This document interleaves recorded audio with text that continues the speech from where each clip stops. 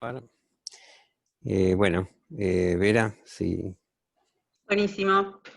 Bueno, bienvenidos a todos.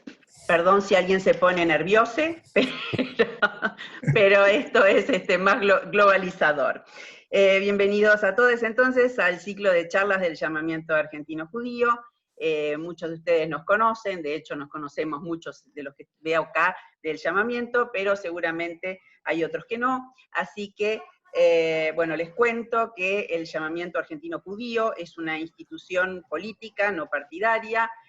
Los invito a entrar a la página llamamiento.net, donde están todos nuestros principios fundacionales. Estamos interesados en profundizar la democracia, la equidad social, nos sentimos progresistas, nacionales y populares, estamos a favor de la patria grande y nos une la idea de que nos convoca nuestro judaísmo, pero más que nada nuestro judaísmo plural. El llamamiento hace muchísimas actividades, por ejemplo, estas charlas, otras charlas de los distintos grupos del llamamiento. Hacemos también campañas solidarias. No me dijeron que tengo que decirlo, pero si ustedes entran a llamamiento.net van a encontrar unos rectángulos arriba, uno dice que pueden donar plata, otros dicen que pueden adherir, también pueden contactarse con nosotros para recibir todos las campañas que hacemos, la invitación a las actividades.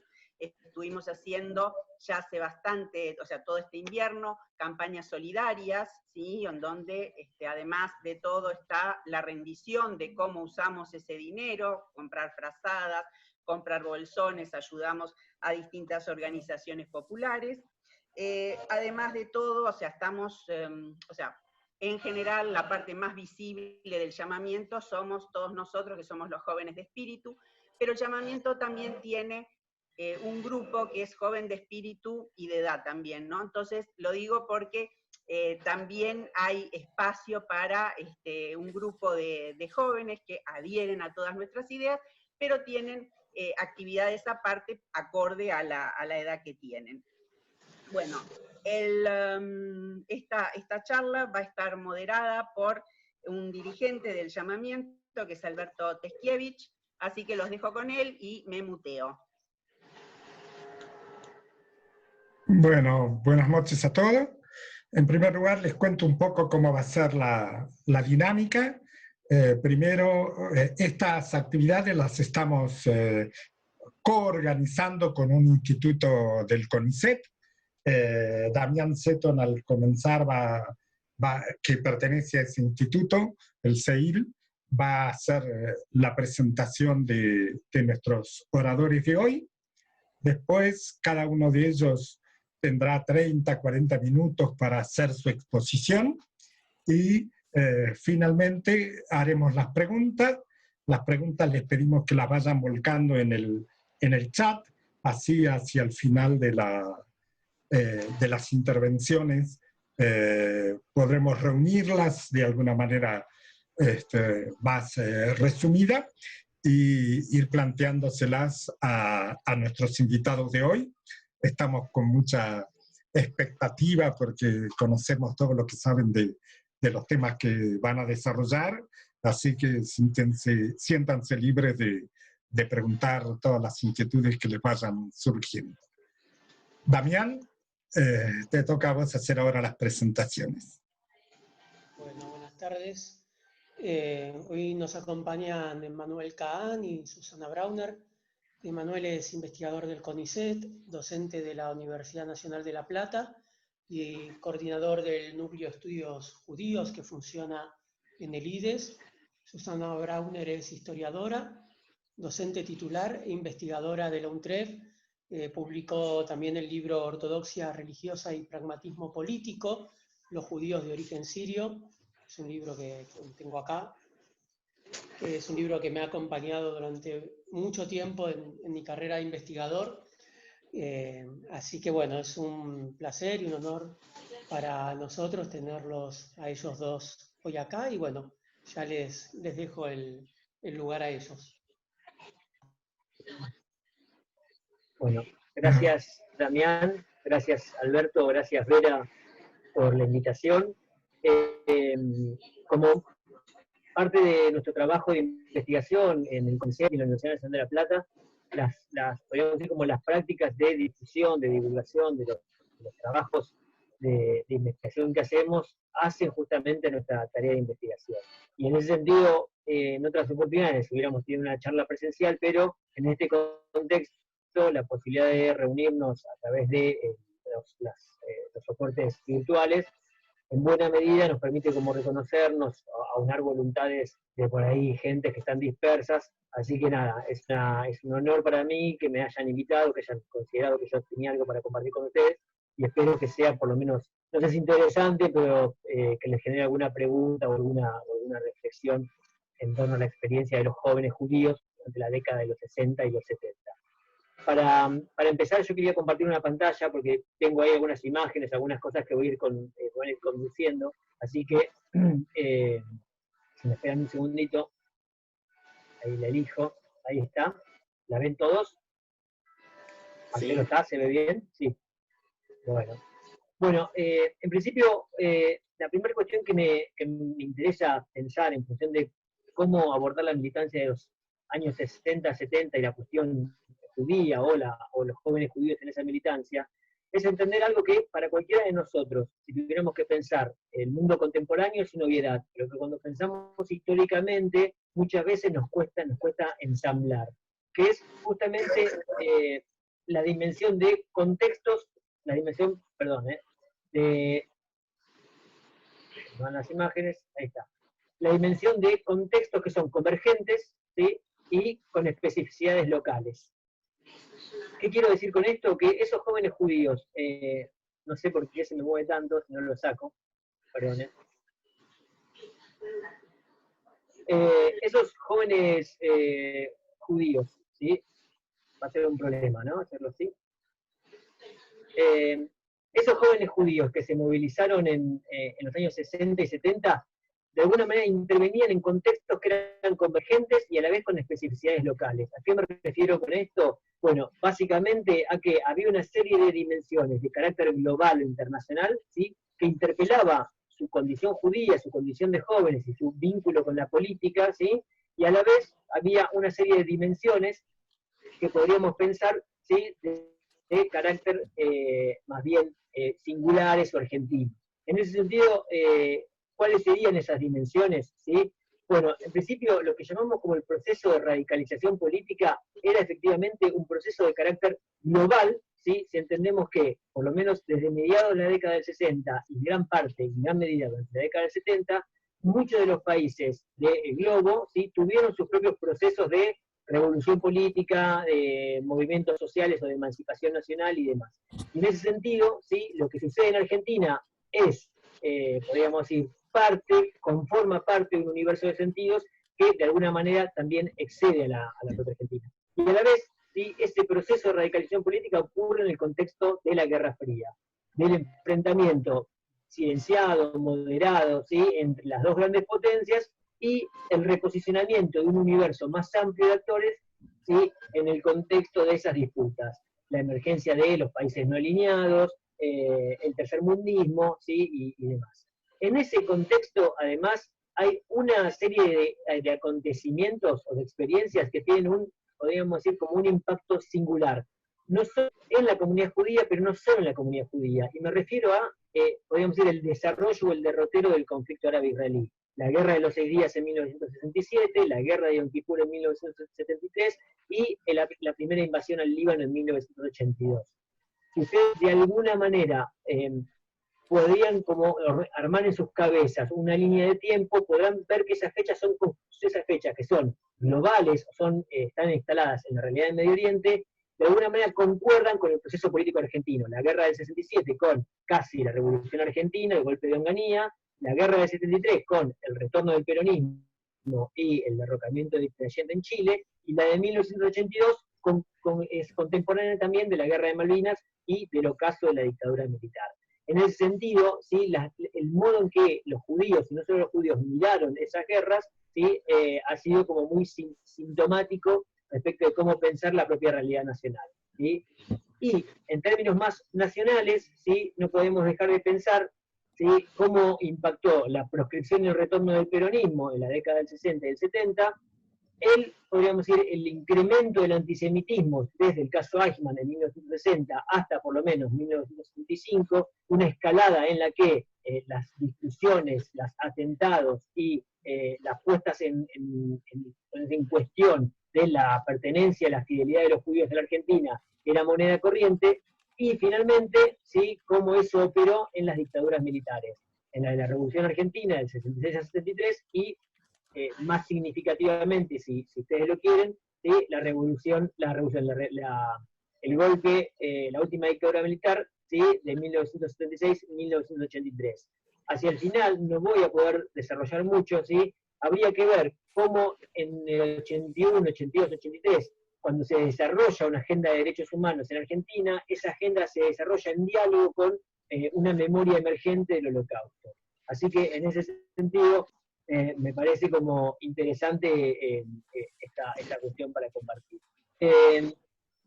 Tenía en mente presentar una serie de experiencias que fueron como significativas en los años 60, y cómo impactó particularmente estas dimensiones de las que estoy hablando en la comunidad judía. Ahí es interesante porque en 1960 el debate sobre la identidad judía es un debate, si se quiere, constitutivo, ¿sí?, de las tramas, podríamos decir, las polémicas, las tensiones, ¿sí?, de los propios marcos comunitarios. Por ejemplo, en 1961, en el contexto del juicio Eichmann en Jerusalén, ¿sí?, el diario Nueva Acción, que está presente aquí su director, Gustavo Efron, ¿sí?, publica una serie de cartas de lectores y de redactores del diario frente a una frase que era de uso común entre los jóvenes judíos de la época, que era la de soy judío pero no ejerzo, ¿sí? Y esa frase básicamente interpelaba justamente la identidad de los judíos en función de no sentirse, no referenciarse como judíos, porque de alguna manera su lucha, Néstor Brownstein, que era el redactor de esta carta, ¿sí?, lo que decía era que básicamente lo que lo interpelaba a él era la pobreza en Latinoamérica y las vías de resolución, las alternativas para modificar la realidad social en Argentina y en el continente. Frente a ese tipo de experiencias, otros actores justamente lo que proclamaban era que la forma de solucionar ese problema, ¿sí?, era volviendo sobre la identidad judía y de alguna manera normalizando ese proceso identitario. ¿Cómo? Bueno, vía la emigración, vía la ALIA, vía el retorno al Estado de Israel. Ahora, era interesante porque en esos debates, ¿sí?, no aparece todavía, de alguna manera manifestada, ¿sí?, la posibilidad de la alternativa de una militancia, podríamos decir, de carácter revolucionario. Sí, una preocupación por discutir y poner en el centro del debate la realidad política nacional, pero no necesariamente, ¿sí?, bajo el programa, ¿sí?, de una revolución social como una alternativa posible. Estamos hablando de 1961 todavía, ¿no? Sin embargo, si uno mira lo que está pasando en la revista en Nueva Acción, en Tribuna del Likud, en Mundo Israelita, ¿sí?, lo que sí ocupa un lugar central en los debates es básicamente ese vínculo un poco, podríamos decir, conflictivo, que la comunidad judía tiene con el Estado de Israel, con la identificación, ¿sí?, con el Estado de Israel y con lo que sucede en Medio Oriente en relación al vínculo entre Israel y los países árabes. De hecho, hay una investigadora que se llama Beatriz Burbidge, que hizo su tesis en los Estados Unidos, en Berkeley, ¿sí?, que dice algo significativo. Si uno mira la prensa de la comunidad judía de esos años, incluyendo Mundo Israelita, desde ya, Tribuna del Likud, Nueva Acción, podríamos ver La Luz, habría que ver qué nos va a decir Susana en un rato. Lo que uno podría identificar era que había un corrimiento hacia la izquierda en el conjunto de los marcos comunitarios. En gran medida, las discusiones, ¿sí?, en las que se involucraban los actores de la comunidad judía, de alguna manera contemplaban el mundo desde esta perspectiva vinculada a las distintas formas de concebir la emancipación nacional, ¿sí?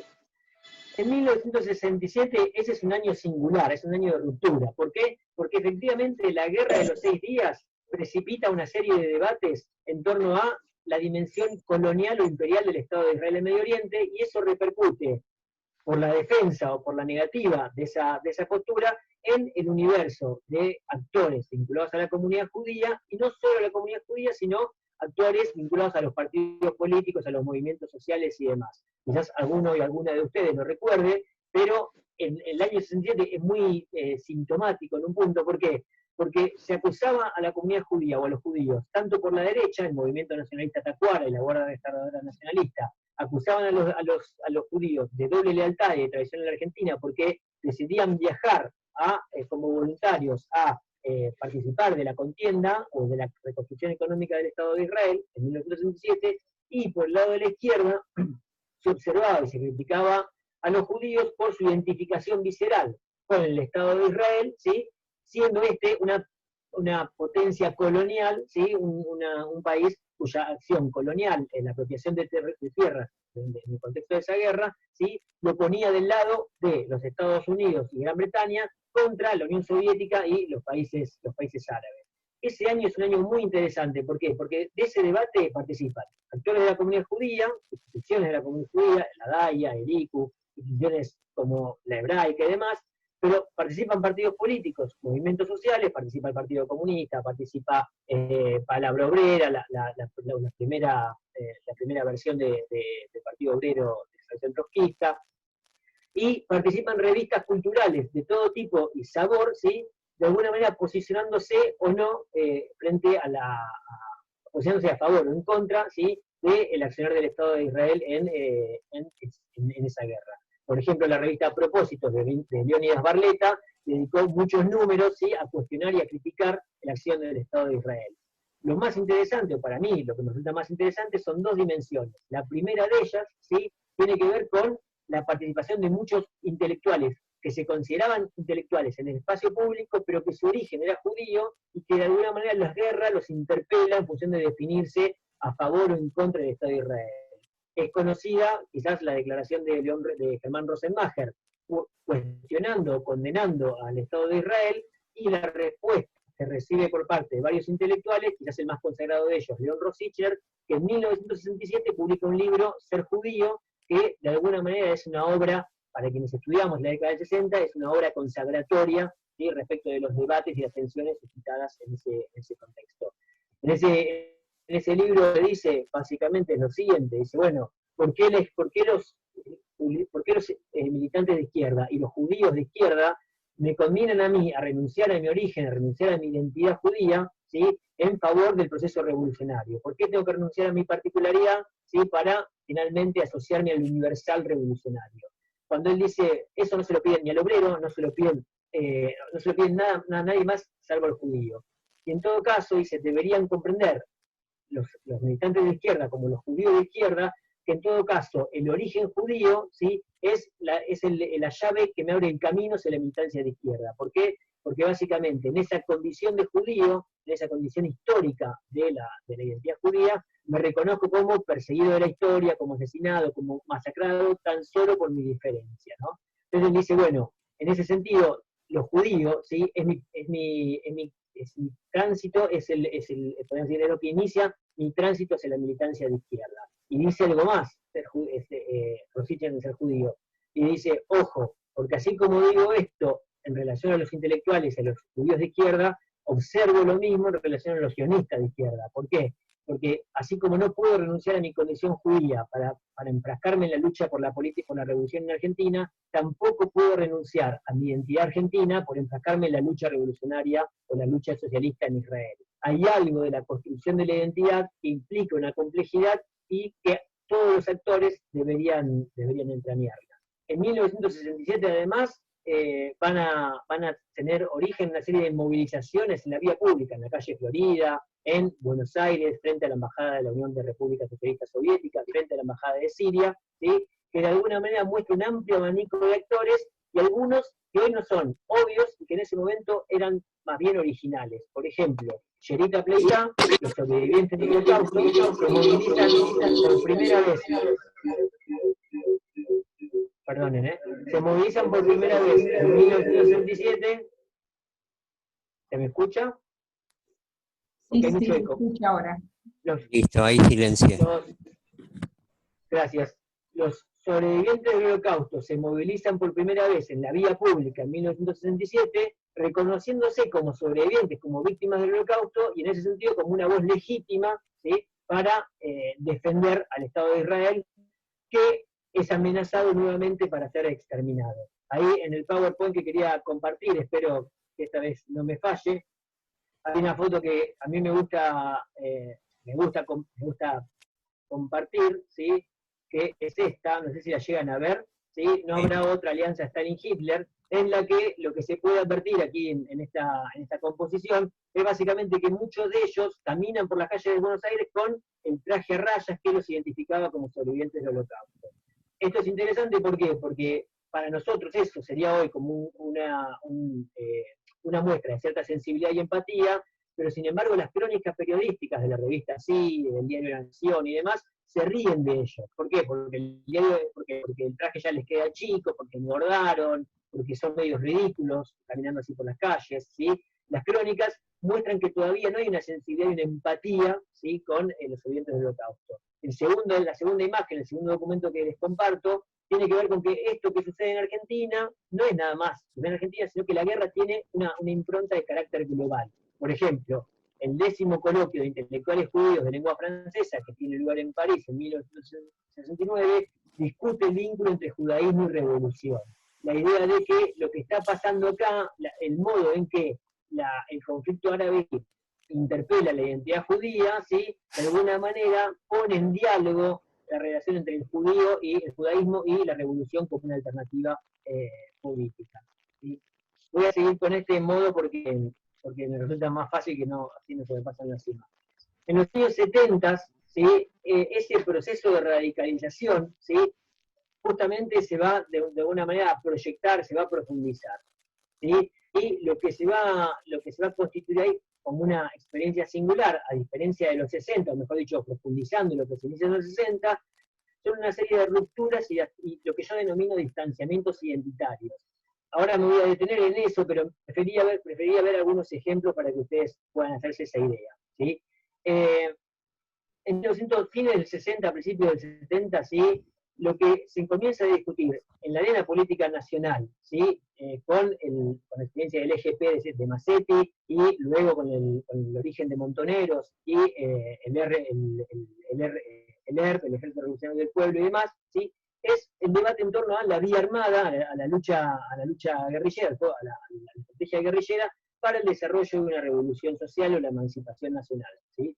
Y en ese sentido, ese debate, que es de carácter político, contextual, por decir local, pero que tiene dimensiones que son globales, digo, bueno, la Revolución Cubana está acá nomás, están operando contextos similares en América Latina, pero también en los procesos de descolonización en Asia y África y demás, ¿sí? Eso de alguna manera es tamizado, de alguna manera incorporado al debate local.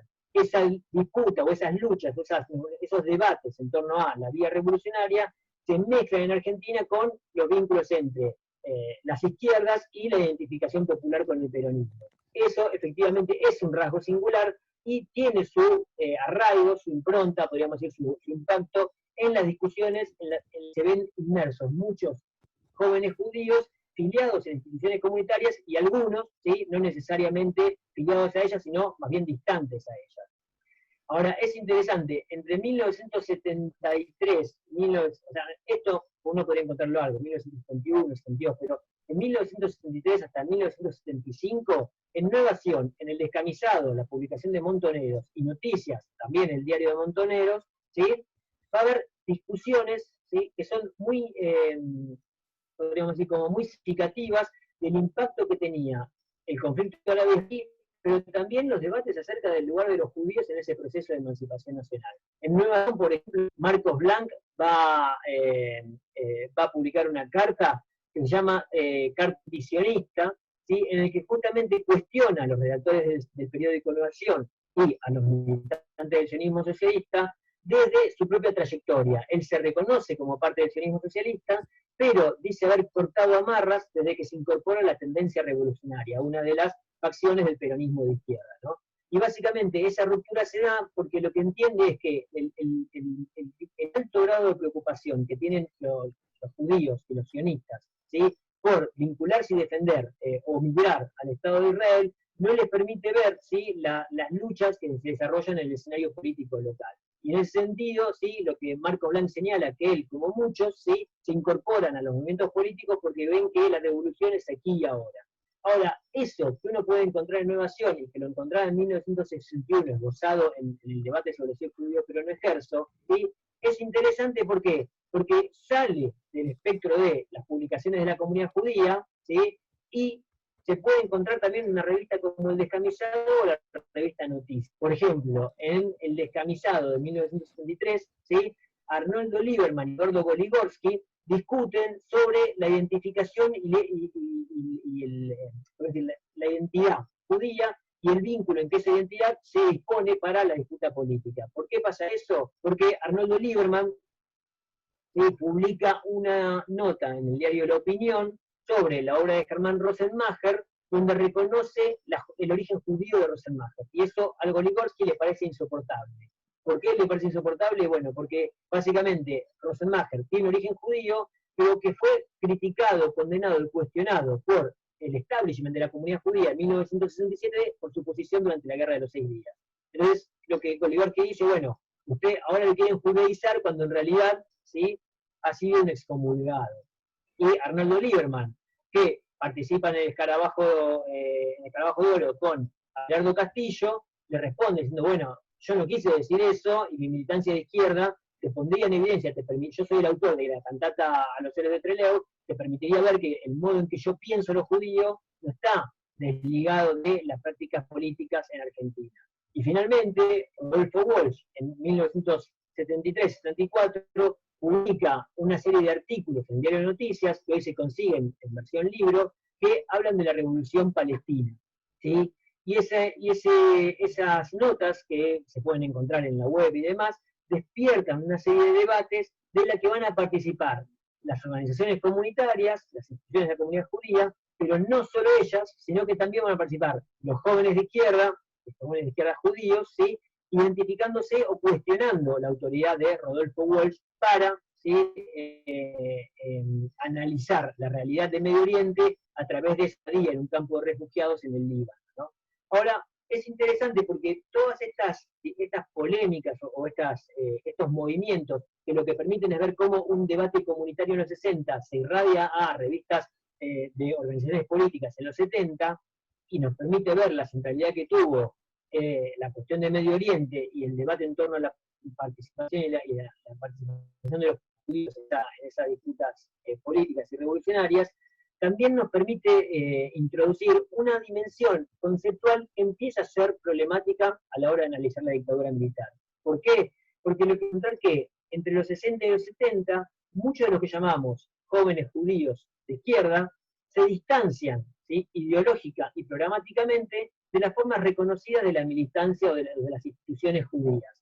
Lo hacen tanto quienes están en el sionismo socialista, quienes están en la Yomer Hatzair o Badere, lo hacen quienes están en la hebraica, la COA, en las entidades sociodeportivas, pero también muchos de los que están en el ICU. Muchos rompen con el ICU, ¿sí?, y rompen con el ICU porque el ICU no porque sea bueno o malo, sino porque básicamente muchos de esos jóvenes rompen también con la línea del PC, y de alguna manera radicalizan sus posiciones, radicalizan su militancia, abrevando en las luchas revolucionarias, ¿no? Entonces, ahí hay muchos jóvenes que empiezan a no identificarse, ¿sí?, con los judíos o con las instituciones judías. Y eso, de alguna manera, explica en gran medida, o eso quizás lo conocemos un poco más, por qué tantos jóvenes, ¿sí?, con algún tipo de vínculo identitario o no con los judíos son víctimas de la dictadura militar. Porque básicamente, ¿sí?, vienen moviéndose o son interpelados por sus posiciones en el espacio público y en la militancia política y se integran en una serie de organizaciones que van a ser básicamente las perseguidas, ¿sí?, por el régimen dictatorial, por el terrorismo de Estado. Aquí me permito compartir este documento, yo no sé si ustedes llegan a leer, pero lo voy a leer yo, ¿no? El Mundo Israelita publica el 27 de marzo de 1976 la columna Hechos y Resonancias, que sabemos que la escribía Hermann Schiller, ¿sí?, que luego va a ser el director de Nueva Presencia, publica lo siguiente, ¿no? Es interesante porque en Hechos y Resonancias es una columna que siempre se hacían comentarios sobre la realidad política nacional. Y la columna del 27 de marzo de 1976, 3 días después del golpe, ¿sí?, hay una alusión a un partido de fútbol en Israel, ¿sí?, como una alegoría, ¿sí? Dice la columna: el drama ha culminado, la cosa ya no daba para más, y en medio de la impotencia de sus propios adictos que iban observando el desmoronamiento de sus esperanzas, el equipo israelí de fútbol de Maccabi Amirar, con sus magros 15 puntos, ya se encuentra irremediablemente condenado al descenso. Los 3 punteros que comandan la tabla de posiciones, los 3 punteros, las 3 juntas, las 3 armas, ¿sí?, Hapoel Beersheva con 31 puntos, Beitar Yerushalayim con 28 y Hapoel Haifa con 26, no disimulan su euforia. El campeonato está tomando ahora el carril ya previsible desde hace tiempo. Es interesante porque esa alusión, ¿sí?, al campeonato de fútbol en Israel era más bien, ¿sí?, un modo de leer, ¿sí?, la realidad política nacional, ¿no? Vuelvo a decir, en Hechos y Resonancias, lo que se analizaba era la realidad política nacional. Y esta nota, esta miscelánea, ¿sí?, además de un poco desubicada en función de que no se abordaba lo que pasa en el deporte en Israel, en realidad está hablando de lo que está pasando. Quiénes se van, los 3 equipos que llegan, y algo que ya era previsible, ¿no? Ahora, ¿qué es lo que pasa con esa recepción de la dictadura militar en la comunidad judía? Bueno, ahí me parece que hay una serie de experiencias que son sensibles y que me gustaría compartir. La primera es que, efectivamente, si ustedes leyeran, les interesara leer ese viejo libro de Leonardo Segma, el antisemitismo en Argentina, entenderían que entre 1973 y 1975 el antisemitismo fue muy, muy activo, ¿sí?, y el debate público condenando la presencia y la participación de judíos en la política fue muy profundo. El dato más sobresaliente, si quieren, es que José Bergeubar, el ministro de Economía, no dura ni un día después de que muere Perón, ¿no? López Rega se lo saca de encima, justamente acusando su filiación judía como uno de los motivos de la desconfianza que generaba el ministro, ¿no? Entonces, el antisemitismo entre 1973 y 1975 es muy profundo. Y lo que vamos a tener, por el contrario, en el espacio público, podríamos decir, es que la dictadura reordena esas violencias de carácter simbólico, ¿sí?, o también materiales, porque había atentados, ¿sí?, y eso se empieza a desguarecer. Por el contrario, lo que tenemos es muchos testimonios acerca de qué es lo que pasa con los judíos en los centros clandestinos de detención. Entonces ahí hay una pregunta que valdría hacerse la pena hacer. ¿Es la dictadura un régimen antisemita? ¿Cómo se originan las narrativas sobre el trato especial a los judíos?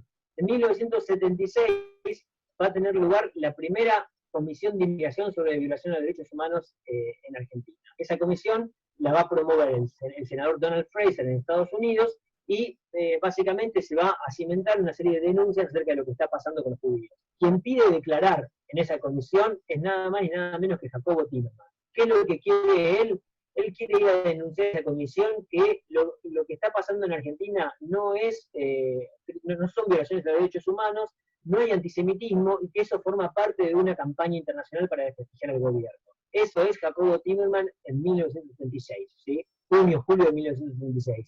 En ese sentido, ¿sí?, hay una idea más bien aceptada, casi como la de Hermann Schiller, o casi como Norman Schiller, como la columna que acabo de leer, en que la dictadura era algo que venía a reordenar el espacio público, y hay un amplio consenso de muchos actores respecto de que eso fuera así.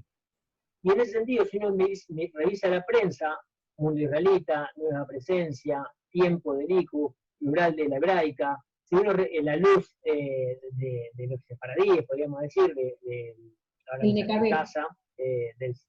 NKB exactamente, ¿sí? Uno lo que ve es que justamente hay un reordenamiento de la vida institucional, incluso un florecimiento de esa vida.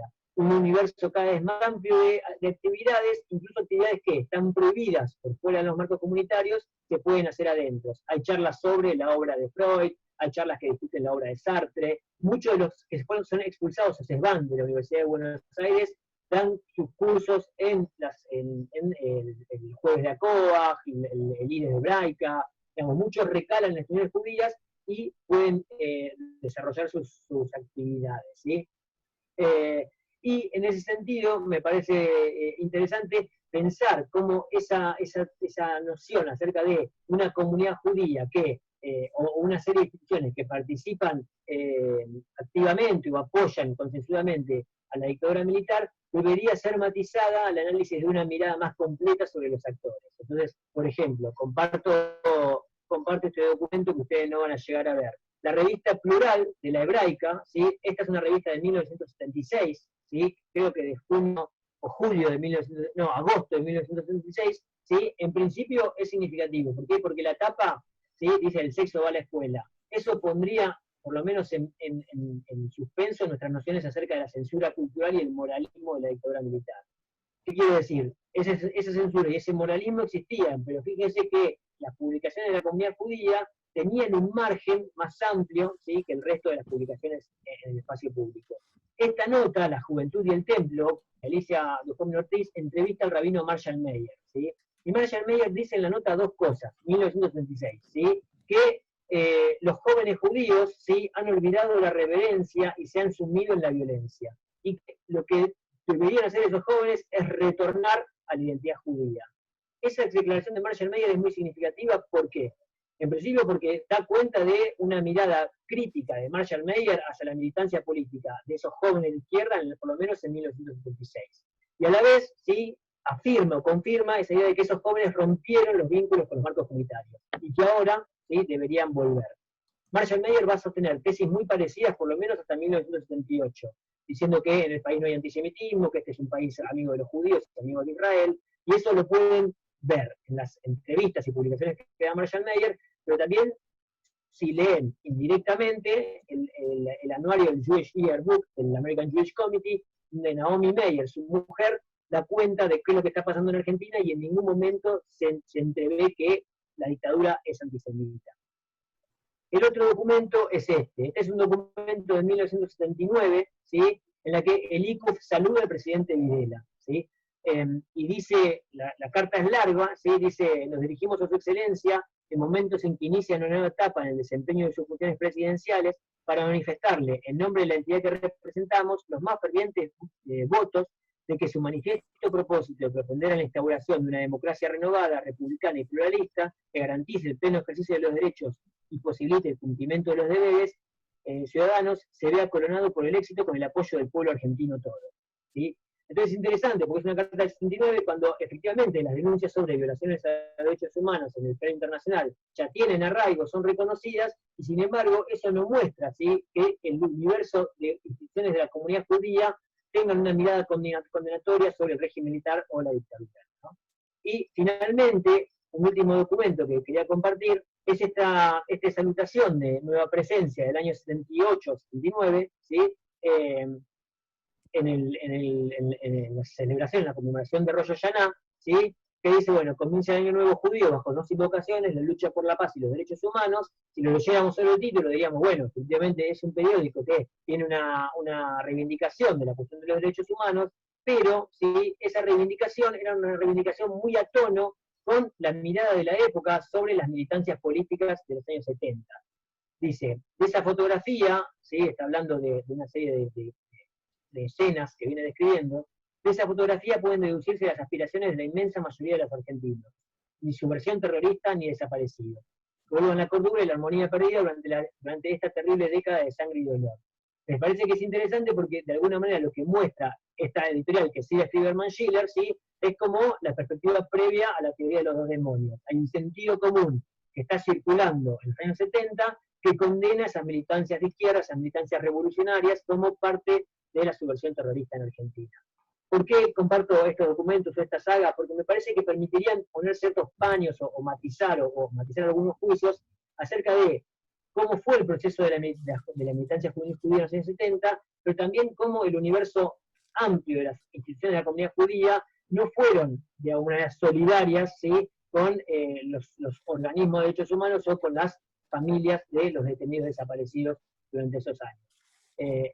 Lo que pasa después en los 80 es distinto. Muchas de esas agrupaciones se reacomodan, ¿sí? Y hacen suyas las demandas de esos organismos. Y ahí lo que opera, como decía, y con esto cierro, lo que opera es la posibilidad de poner en diálogo la memoria propia, la memoria del Holocausto, con, ¿sí? La experiencia de la dictadura militar en Argentina. Pero eso requeriría otro otra conferencia, otra conversación, así que lo dejo en todo caso para ampliar en las preguntas. Les agradezco y yo concluyo aquí. Bueno, muchas gracias, Emanuel. Y ahora vamos a escuchar a Susana antes de pasar a las preguntas para ambos.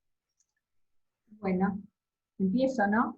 Bueno, muchas gracias al llamamiento por invitarme, por presentarme, a Alberto, a Vera, a Damián, que nos conocemos también hace muchos años. Bien, la verdad que todo lo que fue planteando Emanuel me vino bárbaro para hablar del contexto en Argentina en los años 60 y 70. Lo mío va a ser más específico y es un tema que en general, tanto en la bibliografía académica como de divulgación, se da por sobreentendido que los judíos de origen sirio, me refiero de Damasco y Alepo, no se vieron condicionados por los años 60, no se vieron, digamos, afectados por lo que sucedía en el entorno y con jóvenes, digamos, ya sea los judíos de origen europeo, ashkenazí, o de otros credos o de otras pertenencias. Lo que yo de alguna manera vengo a plantear que sí se vieron afectados, bien, y que corresponde en realidad a un contexto dentro de los sectores, dentro de estas comunidades, que lo que podría llamar de, como lo planteo, como un fenómeno más de la desafiliación. ¿Qué quiero decir con esto?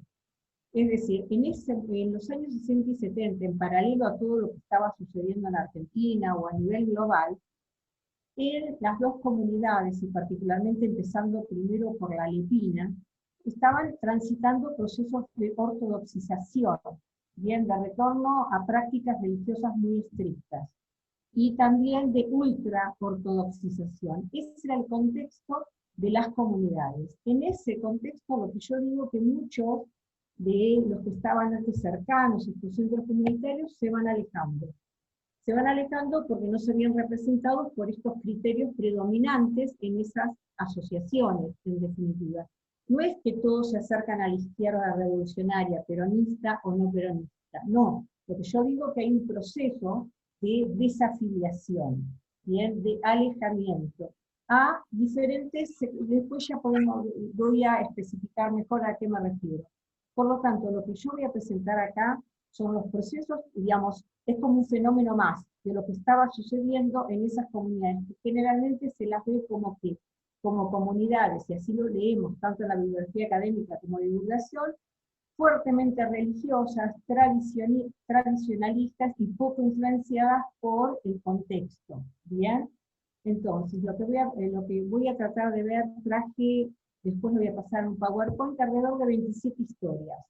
27 historias de vida, trayectorias de vida de jóvenes en ese momento, de distintas, en realidad son argentinos, son generaciones nativas de 3 generaciones por lo menos, nacidos en los 30, en los 40, en los 50 y los 60, que se vieron influenciadas por lo que podríamos llamar el espíritu de época de los 60 y 70. Entonces, lo que quiero dejar claro es que este es uno de los fenómenos que yo voy a tratar, pero que era algo más general de desafiliación por las medidas que estaban tomando que dentro de las comunidades que en definitiva eran expulsivas.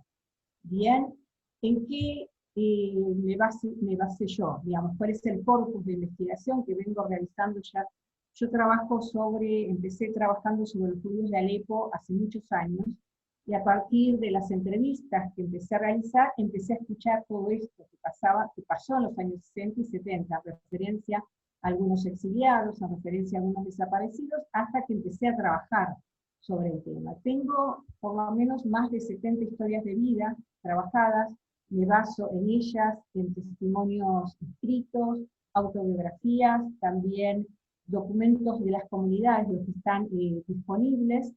Eso, digamos, es lo que yo me baso, fundamentalmente. Bien, entonces, lo que digo que se da por sobreentendido que estos judíos, los jóvenes judíos, no se vincularon a ningún movimiento de izquierda. Bien, ¿cuáles fueron, de acuerdo a estas trayectorias de vida que puedo decir, los patrones comunes que encontré en estos que sí se vincularon, en estas generaciones que generalmente eran o hijos de inmigrantes o ya argentinos, hijos de argentinos? Bien, una cuestión muy importante fue la educación. el acceso a la educación secundaria y universitaria. En el marco de qué familias, en marco de familias generalmente exitosas a nivel económico que apostaron a la educación de sus hijos. De estas historias de las que yo hablo, muchos de ellos estudiaban, o en la escuela americana, que era para diplomáticos, por ejemplo, Nacional Buenos Aires, Carlos Pellegrini, Lenguas Vivas, Lengüita, bien, y son familias que se empiezan a alejar, en definitiva, de estos centros comunitarios, y lo que hacen es, si bien pueden seguir sus tradiciones, en todo sentido, lo que empiezan a acercarse estos jóvenes son a espacios religiosos, a corrientes religiosas como la conservadora de Marshall Mayer, muchos de ellos se acercan a Bethel, y de ahí también muchos se empiezan a acercar a los movimientos de izquierda sionistas. Bien, y ahí van a transitar los mismos procesos que el resto. Y si yo voy a encontrar en estas trayectorias, experiencias, algunos que Bethel, que les parece algo demasiado light, pasan a los movimientos de izquierda. En los movimientos de izquierda vamos a tener tantos en Tejezacna, que era Sefaradí, Badere, que se forman ahí, digamos, en estas de izquierda, y también en la Yomer Hatzair, digamos, son los, si alguno pasó por ahí, eran los que llamábamos el turco, ¿bien? Por ejemplo, es decir, pero que van a estar en los tres, digamos, como se pueden encontrar en diferentes espacios, también en el Club Alianza, o algunos en Flores, digamos. Entonces, es decir, patrones comunes, educación secundaria y universitaria, bien, que les da acceso a otros valores diferentes a los que reciben en sus casas, bien, acercamiento a comunidades como Bethel, por ejemplo, Marshall Mayer, que va a ser un referente de ellos, pero muchos pasan rápidamente por ahí. Los movimientos de izquierda van a pasar estas discusiones internas que pasó el resto de los jóvenes, si militamos acá, si no militamos allá, si somos las dos cosas, si soy sionista y soy peronista en Argentina, me pueden decir, y soy sionista con respecto a Israel. Va a haber una gran diversidad. Otro tema, en cuanto a la afiliación política. Yo, por lo menos a través de la investigación que realicé, no puedo decir que haya predominado una en particular.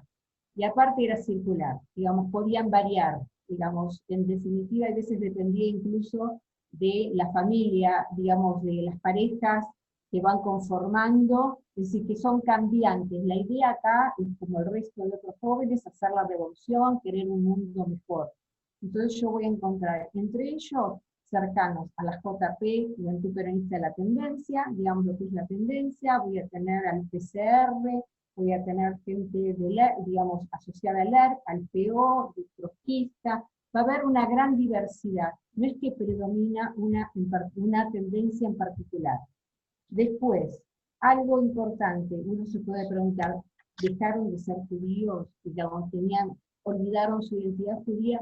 De acuerdo a la reconstrucción de lo que yo puedo trabajar, en realidad todos van a reconocer que lo que les importaba, digamos, era justamente, digamos, lo que daban prioridad es a los proyectos en los que se identificaban a nivel nacional. Pero eso no dejaban de sentirse judíos por eso. Era como, de acuerdo, depende cómo se contestaba, pero que era como una identidad más, una condición más. Cuando se les preguntaba en qué veían su propia identidad judía, en las celebraciones familiares, las fiestas, las comidas, los olores, la música, todo eso estaba presente. Bien, ¿qué más? Filiaciones políticas, dije, identidad judía separada, yo no me quiero olvidar de nada. Ahora, algo también que lo podemos asociar a lo que dijo Emanuel. Más allá de cómo ellos se identificaran, en definitiva, ya desde el 73 en adelante, algunos es el mismo entorno que les recuerda su identidad judía. Bien, es decir, más allá de lo que ellos, cómo se autoidentificaran. Por ejemplo, Ricardo Alá, que lo deben conocer, dramaturgo, de familia de Damasco, en los años 70, en la época de la AAA, 73, 74, en definitiva, lo amenaza la AAA por judío y comunista. Entre los entrevistados que yo encontré, algunos me dijeron que ellos nunca se identificó, no se identificaron como judíos en las unidades básicas que militaban por si acaso, digamos. Entonces, es más allá de su propia identidad, de cómo se sentían, hay veces el entorno se los hacía recordar. Bien, con respecto, yo voy así con temas muy completos porque quiero que vean las historias. De alguna manera, a mí lo que me pasó, yo este tema más o menos lo vengo presentando hace muchos años. Me fue muy difícil que fuera aceptado, sobre todo en el ámbito académico. ¿Por qué? Porque en general se da por sobreentendido que los judíos sirios son todos religiosos, son todos ortodoxos o súper ortodoxos, y que jamás se vieron vinculados en los años 60 o 70 a este tipo de corrientes, sí, a este tipo de corrientes. Bien, dictadura militar, ¿qué pasó? Si tengo que resumir, en definitiva, ¿cuál fue la actitud de las organizaciones comunitarias? En realidad, digamos, no fue muy diferente al resto de la sociedad argentina. Es decir, que hubo distintas actitudes. Bien, en principio primaba la idea de que los perseguidos o los desaparecidos, es decir, en los ámbitos comunitarios primaba la idea que eran porque estaban asociados a algún grupo revolucionario. Eso es lo que primaba. Después también algunos rabinos particularmente se llamaron a silencio, incluso fueron expulsados algunos judíos que sus hijos se vieron, digamos, o fueron perseguidos, desaparecidos. También hubo otras actitudes, aquellos que colaboraron, o también tenemos los que se mantuvieron una especie de burbuja. Bien, y en cuanto a lo que les sucede a ellos durante la dictadura militar, vamos a encontrar, algunos fueron apresados y puestos, digamos, en forma legal, puestos a disposición del Poder Ejecutivo. Bien, otros fueron, digamos, lo que van a terminar haciendo es, bueno, por supuesto hay desaparecidos, algunos se exiliaron al exterior, muchos de ellos están hoy todavía en España, en Brasil, estoy pensando en los que entrevisté, en Argentina lo que pasó, lo que hacían es migrar a ciudades, digamos, generalmente del interior, y algunos de los perseguidos también van a volver en épocas menos duras de la represión. Algo más que quiera decir, digamos, los centros comunitarios en general, no, ¿qué pasó? Por ejemplo, durante la dictadura hubo una serie de rabinos que se consiguió que fueran a las cárceles a dar, digamos, apoyo espiritual a los presos que estaban a disposición del Poder Ejecutivo. Ninguno de los rabinos, digamos, centrales de estas comunidades, digamos, estuvieron en el grupo de rabinos que sí fueron. Entre ellos estaba Marshall Meyer, pero hubo también otros rabinos, incluso también sefaradíes. Pero recuerden que yo no estoy hablando especialmente de los judíos del mundo árabe, de Siria particularmente, o del Líbano, Alepo y Damasco. Ni siquiera estoy hablando de los marroquíes, porque el rabino de esa época, de los marroquíes, sí, digamos, fue a las cárceles de esa época, por ejemplo, del Sahel. Estoy hablando de sirios, de Alepo y Damasco. Bien, tampoco se sumaron a las manifestaciones, digamos, después, incluso al principio, en épocas de la democracia, las manifestaciones justamente organizadas por las organizaciones de derechos humanos, y también en esa época, hablando de las comunidades, el presidente de Daia, entre el 82 y el 84, era Sion Cohen Imach, que era argentino de Damasco, que va a respaldar el accionar de la Daia, digamos, durante la dictadura, que con las primeras listas que ellos publican no llegaban ni a 200 desaparecidos.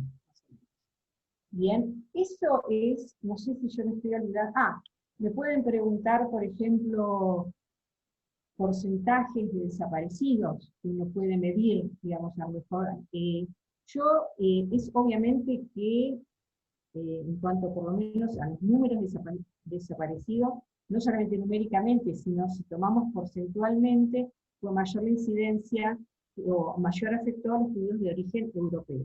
Bien, pero lo que hice para entender yo fue comparar numéricamente y porcentualmente cómo afectó a otra comunidad que también vino del mundo musulmán, que son los armenios. Bien, los armenios también se incorporaron a las clases medias, como a las clases medias urbanas, al comercio, a la industria, y vienen de, más o menos, y vienen de un mundo musulmán. El porcentaje de judíos, digamos, desaparecidos de origen sirio es mayor, es mucho mayor que el de armenios. Armenios se calcula, digamos, numéricamente es similar, una veintena, de los que yo puedo reconocer. De las listas se puede hablar de sefaradíes de más de 70, casi 80, lo que pasa que yo no puedo saber exactamente el origen de cada uno, hay apellidos que se comparten, Cohen, Mizrahi pueden ser de uno u otro sector. Y los armenios en ese momento, en épocas de dictadura, 70 dictadura, eran alrededor de 50.000, es lo que se estima. Bien, en cambio, los judíos de origen sirio eran 20.000. Bien, entonces, una comparación posible la hice con otro grupo que viene del mundo musulmán y que se ubicó socioeconómicamente en los mismos sectores. Yo lo que quiero ahora es compartir algunas historias, bien, y vamos a ver también ahí un documento de la misma comunidad, en lo que es la comunidad aletina, una de las organizaciones centrales, Congregación Sefaradí, en su memoria del 76, justamente hablando del peligro que resultaba la educación científica en las aulas universitarias, hablándole a los padres, diciéndoles que una educación científica en las aulas universitarias no podía de ninguna manera suplir una educación religiosa. Y haciendo un contexto, esperen que yo voy a compartir ahora pantalla. Aquí estoy. ¿Lo ven? Bien, a ver. Lo que no puedo es pasarlo. A ver.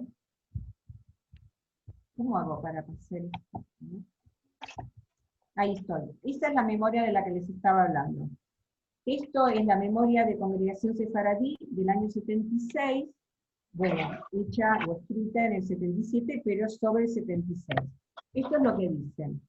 La propia realidad argentina, signada trágicamente por el dolor y la destrucción, ha confirmado a los escépticos la importancia de una formación sólida. Consideramos que la referida experiencia que tanto daño ha causado al país con su secuela de familias desmembradas, vidas tronchadas y una inseguridad generalizada, llevará a muchos padres a asumir un compromiso más firme y decidido en la conformación de la personalidad de sus hijos, y al convencimiento que una mera formación científica en las aulas universitarias no puede suplir ni tampoco sustituir la guía de los valores emergentes de una educación religiosa. Recuerden que lo dije antes, pero en estos momentos en las comunidades estaba viviendo un fuerte proceso de revitalización religiosa. Y acá voy a ir a las historias de algunos de ellos. Es como para que me crean, más o menos, ¿bien? Que no estoy inventando nada. Son distintas historias, distintas trayectorias.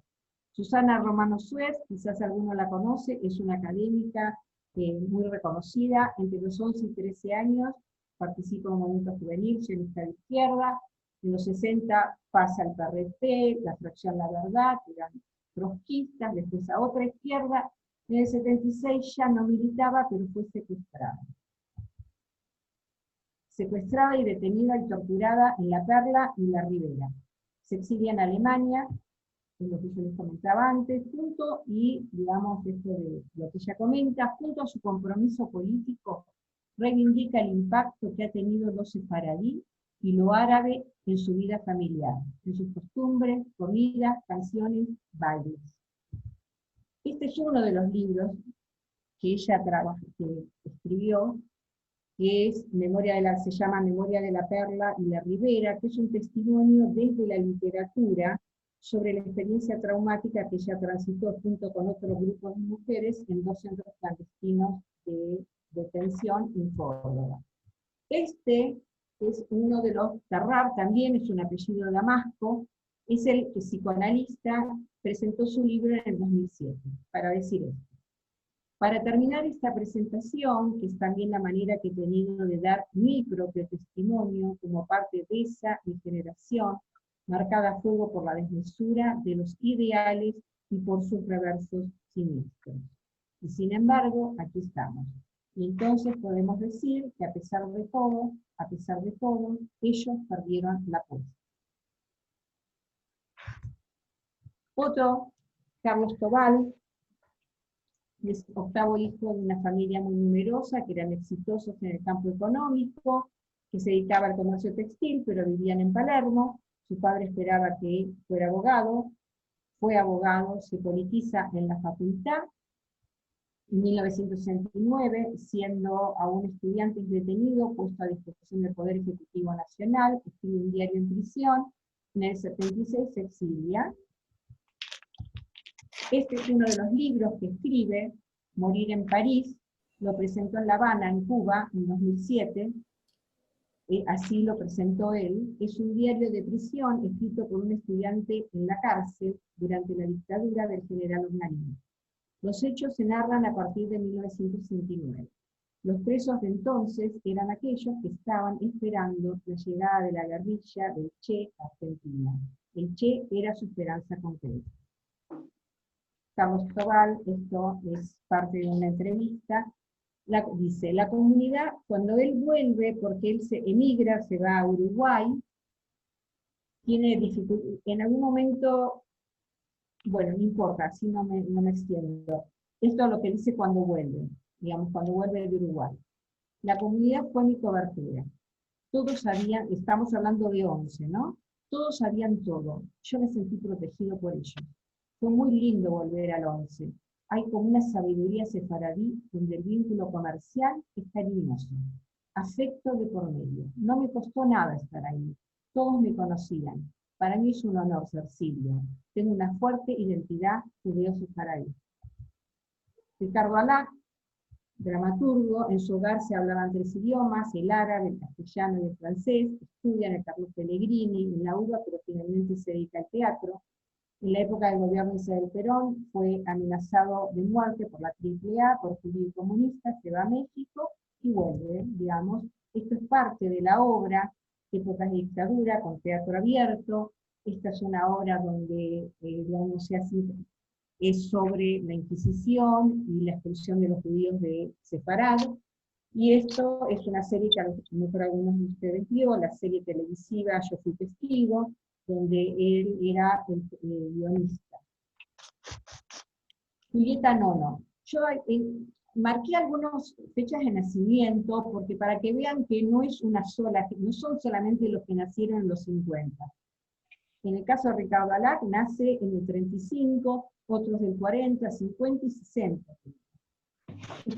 ¿Por qué marco esto? Porque, como dije al principio, esto es un fenómeno de desafiliación, que es muy visible en los 60 y los 70, porque ya son argentinos, digamos, que se escolarizan seguramente acá, pero es un proceso que comenzó antes, quizás menos numéricamente, pero y que se ve que es mucho más notable en esta época.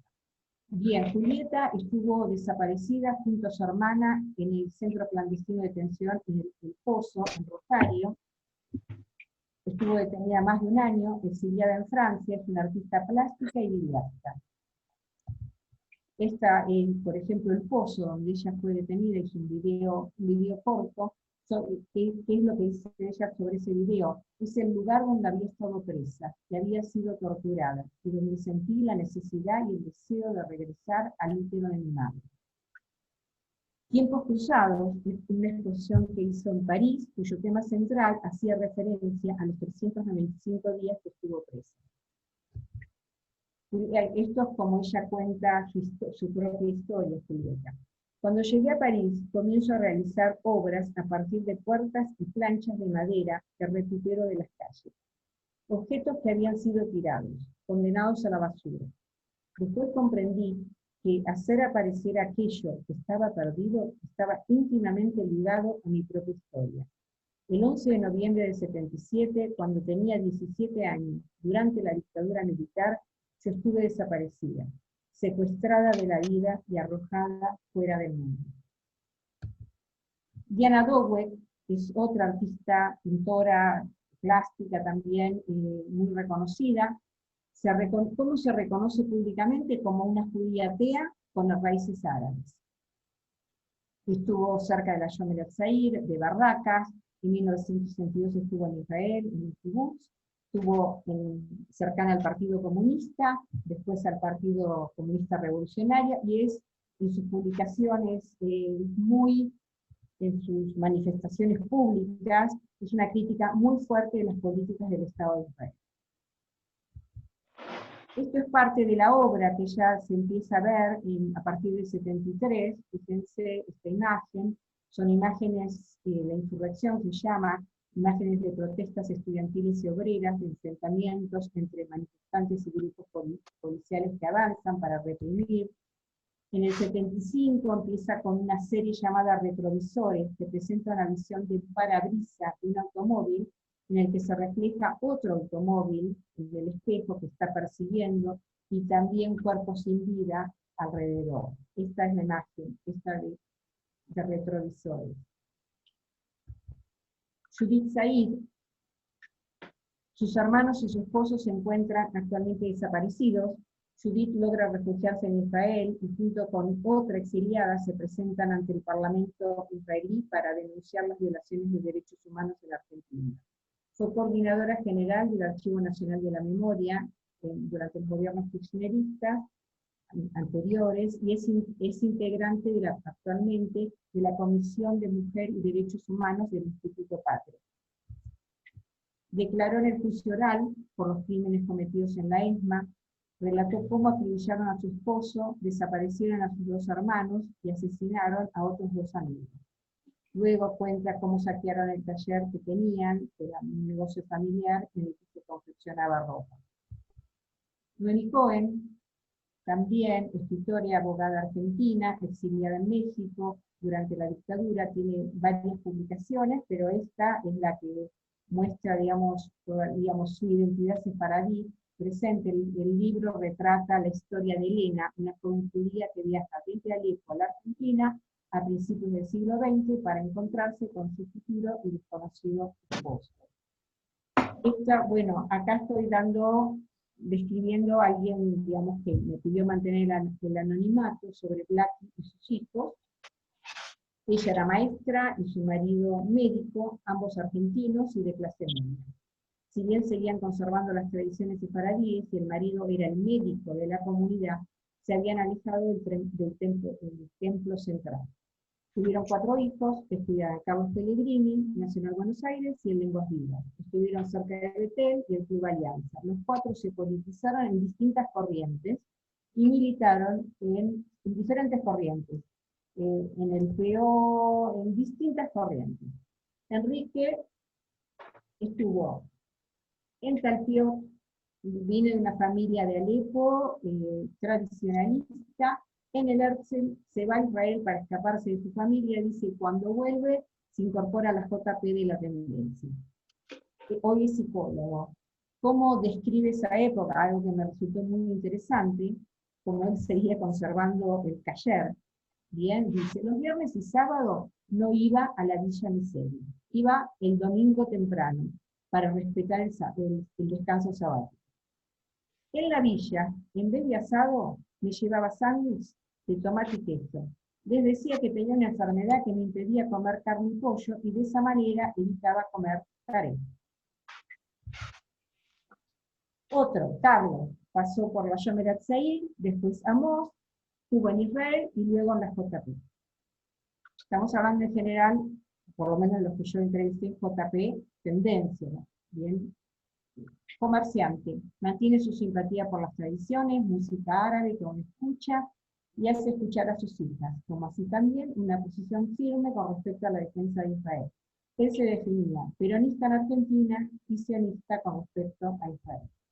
Bueno, no los quiero abrumar, acá Pato se integra a lo que era el Partido Obrero, trotskista, se proletariza incluso, dice que apoyaba la causa palestina, pero no era anti-israelí, que su preocupación real era la realidad nacional, que le encantaba que le dijeran la turca, que nunca dejó de decir que era judío. Bien, y acá hablo de algunos de los que yo pude seguir la historia de los desaparecidos. Carlos Alberto Antevi, Tito, secuestrado en 76, estaba casado con una mujer ashkenazí, era abogado defensor de presos políticos y del ERP. Los dos pequeños hijos fueron entregados al portero. Los abuelos paternos y maternos son los que se hacen cargo de los dos chicos. Bueno, acá hay una placa en homenaje a David Moadev Laniago. Él es secuestrado en épocas de la AAA, era sionista, militante de Club Alianza y también del ERP. Trató de escapar pero no pudo. Chapta Rav, también él desapareció en el 76, estudiante de arquitectura, estaba haciendo el servicio militar, desaparece con otros compañeros, lo fueron a buscar, se lo llevaron. Sigo. Mónica Masri, era estudiante de letras, la secuestraron junto a su marido, estaba embarazada de 2 meses. Están los 3 desaparecidos, su suegra, Clara Jurado, fue una de las voces fundadoras de Abuela de Plaza de Mayo. Los Said, que son los hermanos de Judith Said, que estábamos hablando antes. Acá hay algunas fotos, en Mar del Plata. Esto es un año antes. Celia Esther Anon Osaka, secuestrada en 76, militante de la Juventud Peronista. La madre de Celia se dirigió al ministro de Exteriores israelí, Yitzhak Shamir, en ese momento, pidiendo que por favor la ayude, si fuera necesario, presionando al gobierno argentino. Hoy no se sabe el destino de ella. También se dirigió a la embajada norteamericana, todos sin frutos. Néstor Salvador Moadev, secuestrado en el 76, estudiante, ingresaron a su domicilio, hombres vestidos de civil, fuertemente armados, llevándose a Néstor. A los 3 días se llevaron a los padres también. Néstor es torturado frente a ellos, a los padres los liberan. Para dar con el paradero de su hijo, buscaron ayuda del Estado de Israel. Susana, te tengo que pedir que vayas redondeándome. Es muy interesante toda tu presentación, pero así nos queda un poco de tiempo para... Fíjate qué es lo más importante que quieras decir, así podemos hacer preguntas. Bien, sobre Moadev, bueno, la hermana que vive en Israel hizo, digamos, escribió este libro, Retraso del Olvido, en homenaje a la familia y a él. Bueno, ya está hoy. Ya puedo terminar. Simplemente, bueno, de alguna manera puedo, esperen que voy a dejar de presentar. Ya estoy.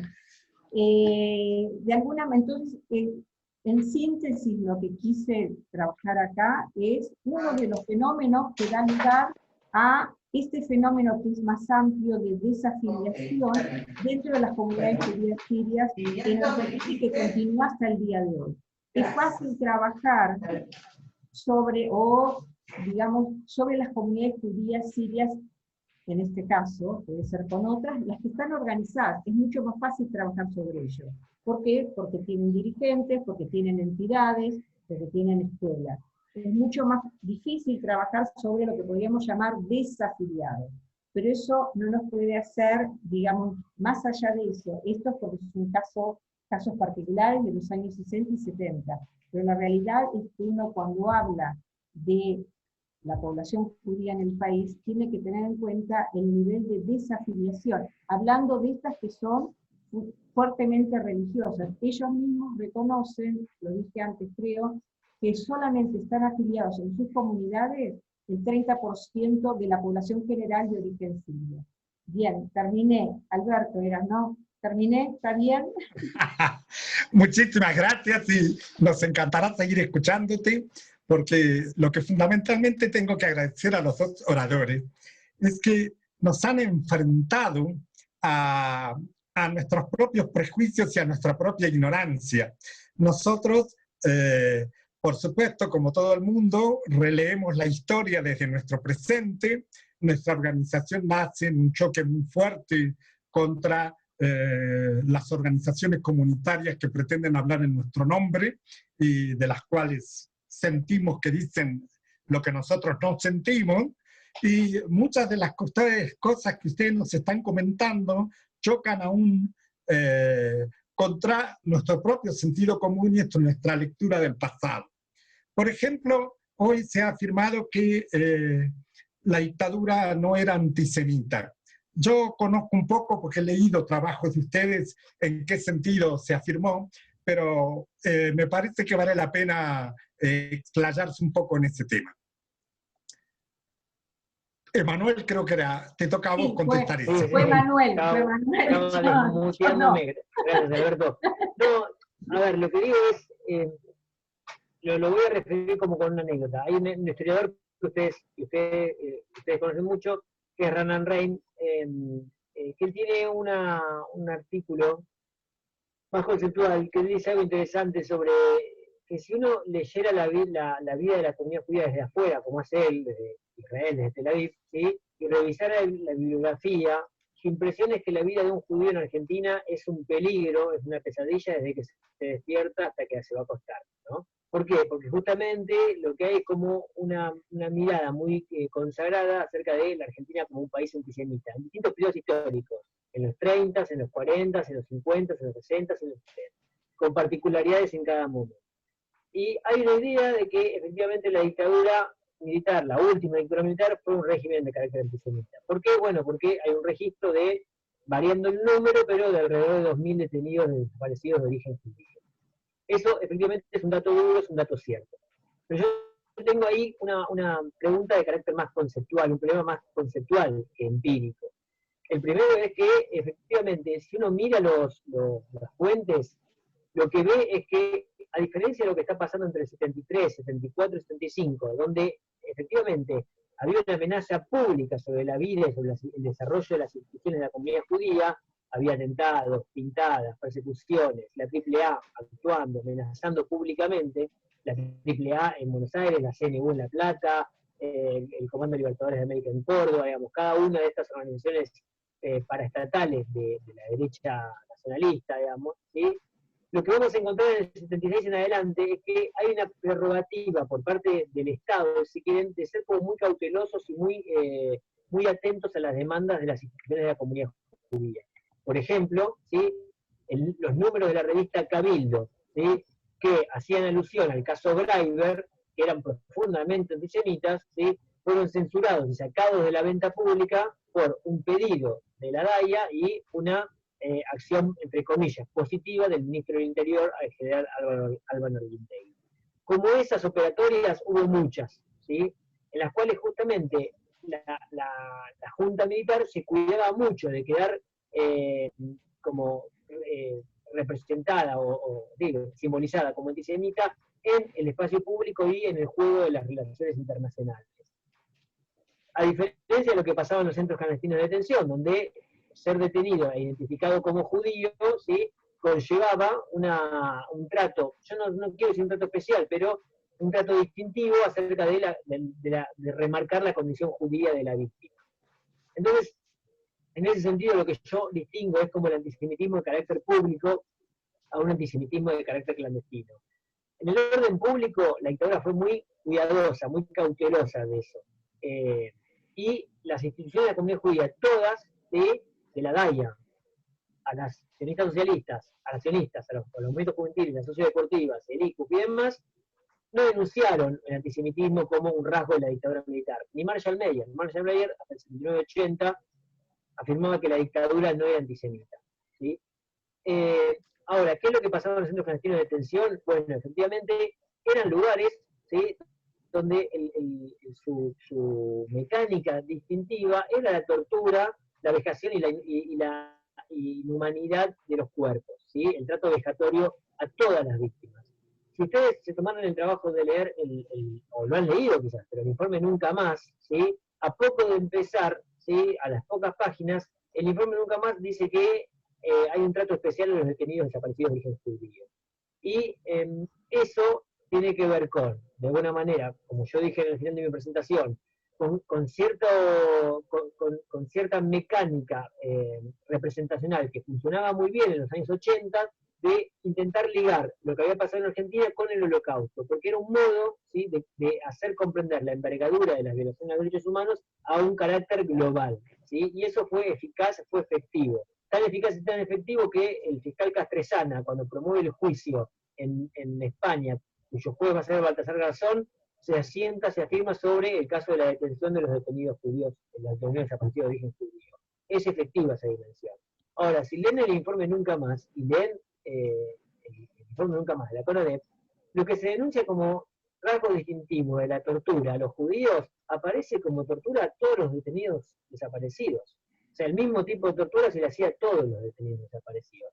La diferencia es que al judío se le decía judío de mierda, mientras que a las mujeres se le decía puta de mierda. Entonces, ahí me parece que lo que hay que contemplar en términos más conceptuales es que el paso por los centros clandestinos de detención no era un paso feliz para nadie.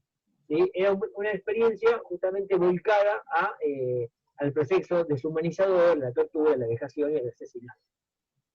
Entonces, me parece que tratos especiales había en el fondo para todos. ¿Sí?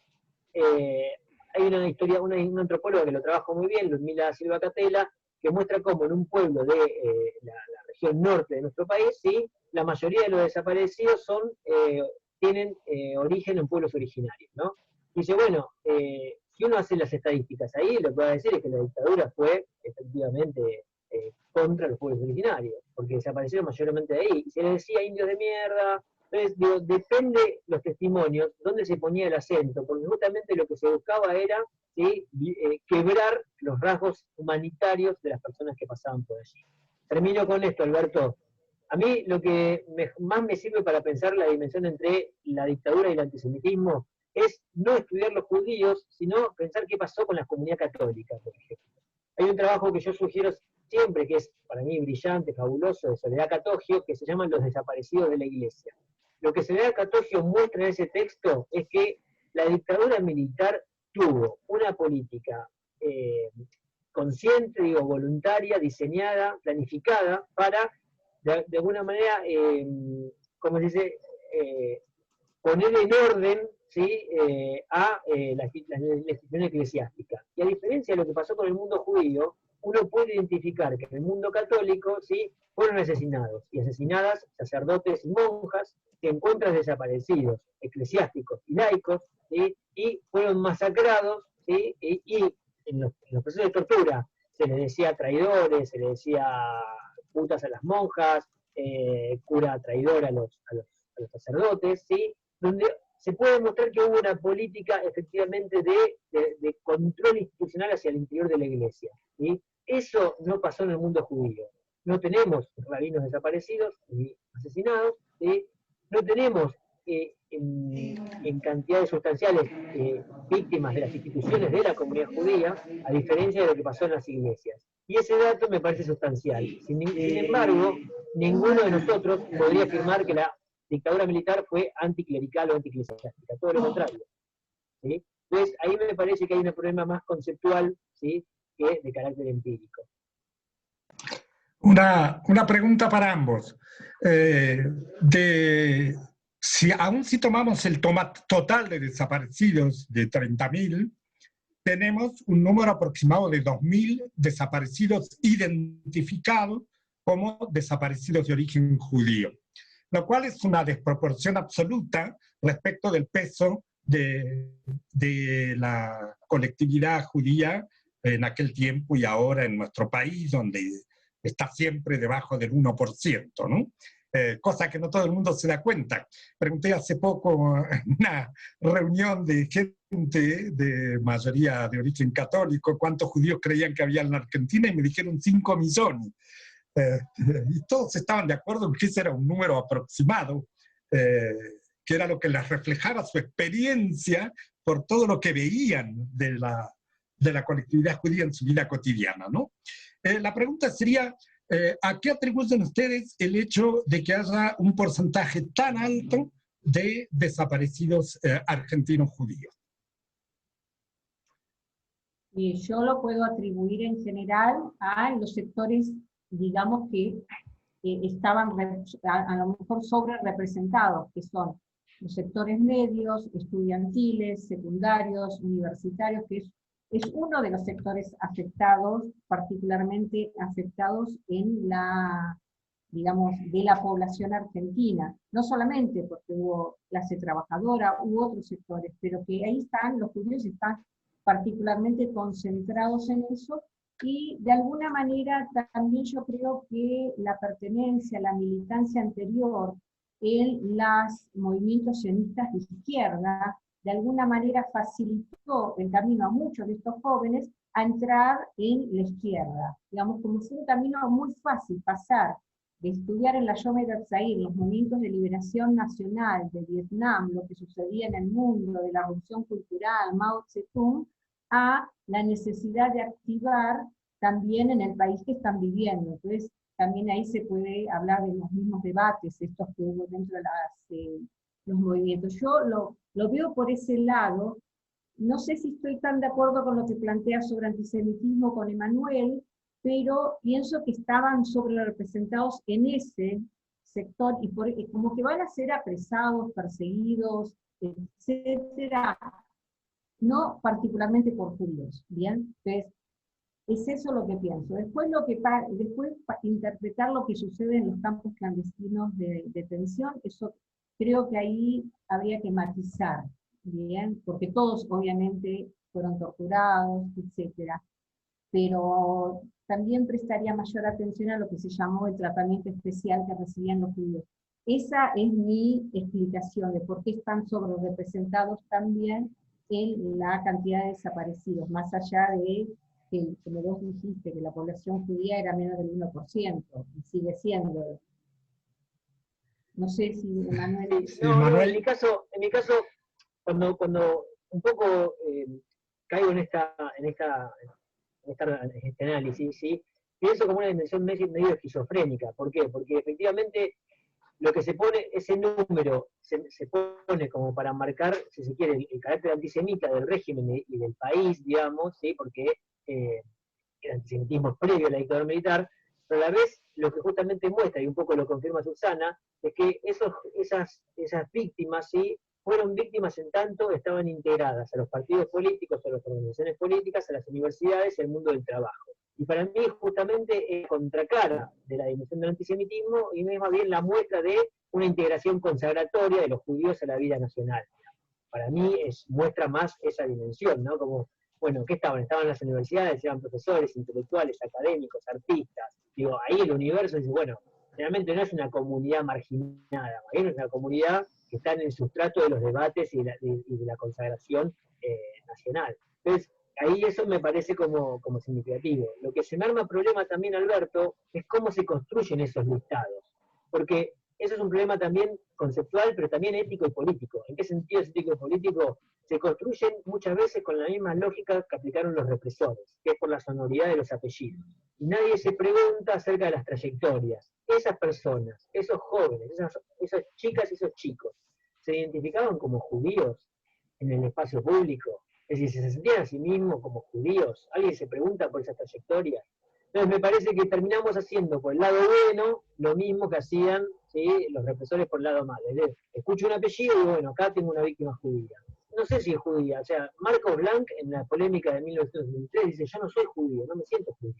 Si ustedes escuchan el testimonio de Sara Solars, la mujer de Marcos Osatinsky, los judíos una reminiscencia de la infancia, está ahí, en Santiago del Estero, cuando eran chicos, pero después no forma parte de su cosmovisión, de sus prácticas culturales, de sus gustos, ni su programa político. Entonces, ¿es una víctima judía o no es una víctima judía? Yo prefiero respetar las biografías y por lo menos no sacarlo de la lista, pero ponerlo en suspenso. Digamos, soy como más, en ese sentido, más reacio o más precavido a la hora de pensar si hay 2.000 o no hay 2.000 judíos. O sea, hay víctimas del terrorismo de Estado y me parece que ese terrorismo de Estado fue hacia el conjunto, hacia la población argentina en su conjunto, no hacia víctimas específicas. Otra pregunta que está circulando aquí.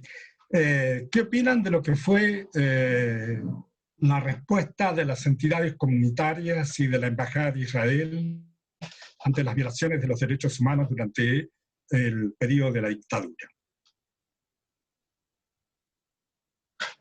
Yo creo que fueron ambiguas, en definitiva, pero particularmente de las entidades comunitarias, DAIA y AMIA, que de hecho cuando apenas la primera publicación de listas de desaparecidos, ellos reconocen alrededor de 180 crímenes. Fueron, digamos, remisas a reconocer, y eso también creo que está en los testimonios mismos de los familiares de desaparecidos, sobrevivientes, como que creo que fueron ambiguos. Algunos emigraron a Israel, en definitiva, pudieron hacerlo, generalmente aquellos que eran comprobadamente judíos, porque de hecho también rechazaron a judíos que se habían casado con no judíos por, no digamos, porque su pareja no lo era.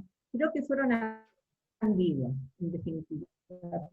Pero me parece que si uno hace un seguimiento de la historia de discusiones, digamos, de sus dirigencias, no creo que haya cambiado durante la dictadura, en definitiva.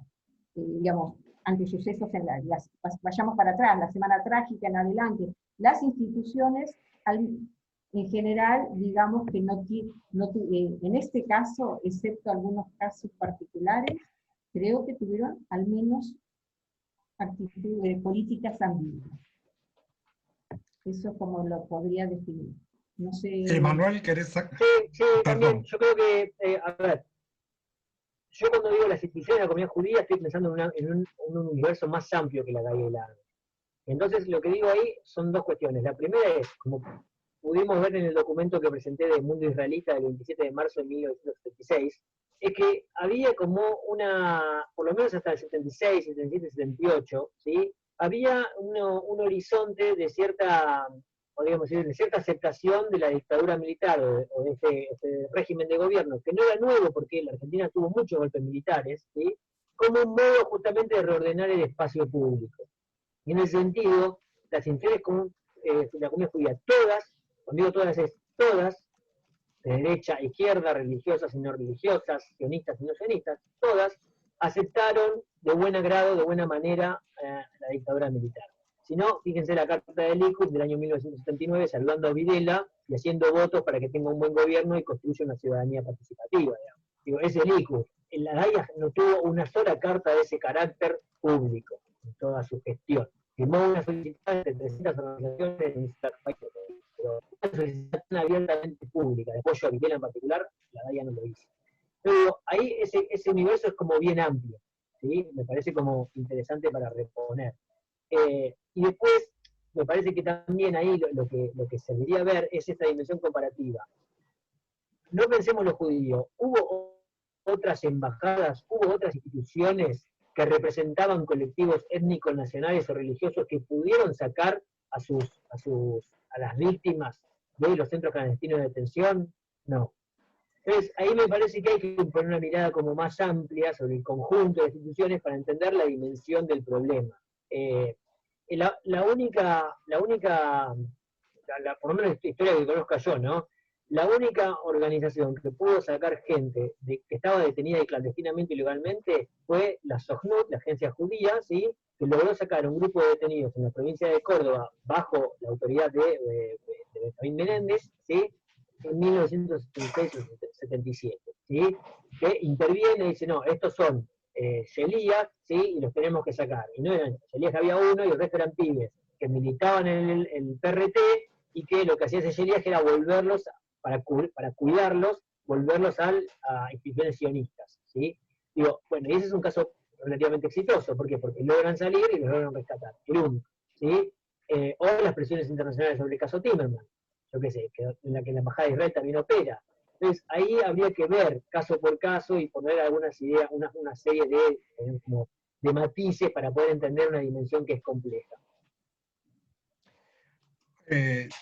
Una pregunta más. Aún con las restricciones que plantea Emanuel, 2.000 argentinos judíos, tomados en el sentido amplio de la palabra, se sintieran o no judíos o quisieran o no, yo dudo que no se sintieran, pero digamos, quisieran o no asumirse públicamente en condición de judíos, son una cantidad muy grande dentro de nuestros desaparecidos. Creo que de alguna manera es un reflejo también de un gran compromiso social y político entre los judíos argentinos, o los argentinos judíos. Ahora, en términos generales, Enzo Traverso, y ustedes seguro que lo leyeron con más atención que nosotros, habla de un giro a la derecha entre los judíos en el mundo y seguramente también entre los argentinos judíos. nos interesaría mucho conocer la perspectiva de ustedes sobre este punto de vista. Yo podría hablar desde lo que podría ser particularmente, que es lo que conozco y lo que investigo, de los judíos de origen sirio en el país.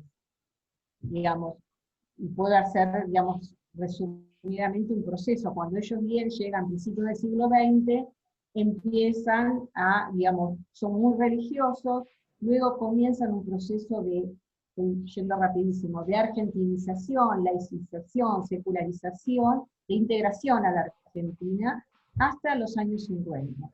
A partir de los años 50 comienzan otro proceso que se va hacia la derecha y ortodoxización, bien, hasta llegar hoy a lo que podríamos ser grupos superortodoxos, ultraortodoxos, que se identifican con los sectores más de derecha en Israel, bien, y que hoy son, digamos, como que pasaron por ese proceso. Y sí, se ve en Israel y se ve acá. Hay un proceso de derechización, pero que tiene que ver con lo que sucede a nivel global. No es que los judíos solos, separados del contexto, tiene que ver con también un corrimiento de los sectores medios, en el caso del país, por lo menos. En el caso de los judíos sirios, yo, digamos, lo que veo que este proceso de laicización, de secularización, termina dando, digamos, lugar a este proceso de derechización y de desvinculación de todos estos sectores que yo estaba comentando ahora, por lo menos en las organizaciones centrales. La mayor parte, eso es lo que yo, digamos, puedo hablar de los trabajos que, por lo menos que yo realizo y investigación. Sí. Antes de que Manuel comente lo suyo, ¿por qué crees vos que el 50 es un año de corte tan significativo? Porque es épocas que se crea el Estado de Israel, ¿sí? Y comienza digamos, un nuevo fenómeno en Medio Oriente, donde las comunidades judías del mundo árabe, digamos, parten o son expulsadas de distinta manera en todos los países árabes. Hubo comunidades florecientes de miles y miles. El mundo árabe se vacía. Bien, entre ellos hay un sector minoritario que llega a la Argentina en fines de los 40, 50. Es decir, que llega, digamos, la mayor parte de la comunidad acá de origen sirio se forma a principios del siglo XX. Pero hay una camada que viene por razones políticas, refugiados, exiliados, por lo que estaba sucediendo en Israel.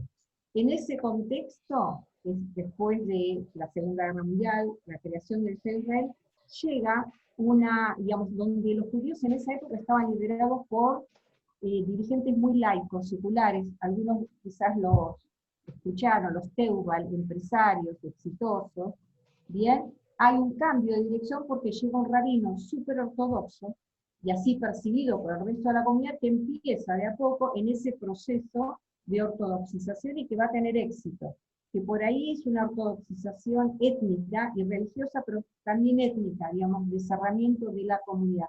Y después llegan otros movimientos que tienen que ver con esta derechización, con Chabad Lubavitch, que tienen esta, bueno, acá Setón, no puedo hablar, Setón, que hable Setón, acá Damián, pero como que se van sumando a este acercamiento a una religiosidad muy estricta de la comunidad. De hecho, algunos de los entrevistados digamos, de origen sirio, algunos que pasaron por alguna de las organizaciones incluso guerrilleras, luego terminan con Chabad Lubavitch, por ejemplo, digamos, tengo algunos casos, pero es un proceso que yo lo vi en la comunidad, digamos, en el caso de la comunidad se asocia a lo que sucede en Israel y a las nuevas corrientes que van llegando, que tienen un poder importante. En la marroquí llega otro rabino, Ben Saken, que es mucho más flexible, pero que también fortalece a la comunidad marroquí. Bien, es decir, las nuevas camadas que le dan nuevos bríos. Bien, eso por lo menos desde mi campo de investigación podría responder. Y Emanuel, vos qué retomo yo. Mira, Enzo es mi maestro en términos académicos e intelectuales y es un amigo en un punto, aunque hace unos años que ya no nos vemos, pero bueno, no sé tanto, pero es un amigo, y su obra ha impactado profundamente en mi formación y la leo muy atentamente, como decimos. yo creo que una de las cosas que tiene ese libro de Enzo, El fin de la modernidad judía, la historia de un giro conservador, ¿sí? Tiene una pregunta que me parece como muy destacada. Dice, bueno, ¿cómo una figura, la del judío, que se filió en las tradiciones de las izquierdas en la primera mitad del siglo XX, termina de alguna manera, ¿sí?, reponiendo un imaginario conservador hacia el final del siglo y en el siglo XXI? Una pregunta más conceptual, más general. Ahí justamente es lo que dice, bueno, hay dos acontecimientos que son en un punto externos a la voluntad de los judíos, pero que impactan en su representación del mundo: el Holocausto y la creación del Estado de Israel. Y ahí me parece que Enzo Traverso, en términos de historia, como un historiador, que lo digo, hace como un gran trabajo en la medida que recupera la idea de la contingencia, aquello que escapa a la voluntad de los actores, pero que configura sus sentidos. Entonces, como yo intenté decir en la presentación, me parece que esos corrimientos, en la medida, el Holocausto desde ya, pero en la medida que la idea del exterminio, la idea de que los judíos podemos ser exterminados por la voluntad del hombre, ¿sí?, y cómo eso se pone en juego luego en las guerras árabe-israelíes de 1956, 67, 73, 82 y en adelante, va configurando como una nueva sentida de una nueva amenaza que se reconfigura todo el tiempo.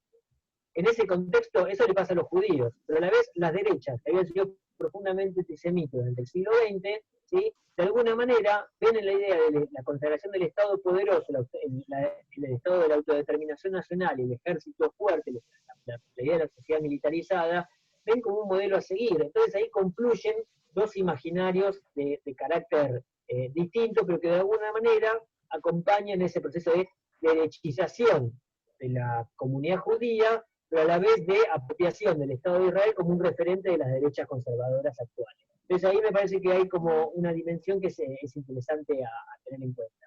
En el caso argentino, con una particularidad, porque Enzo Traverso dice que ese proceso a nivel global se da con la guerra del 67, ¿sí?, pero en Argentina no es así, porque justamente en los 60 lo que hay es un proceso de izquiierdización de la comunidad judía.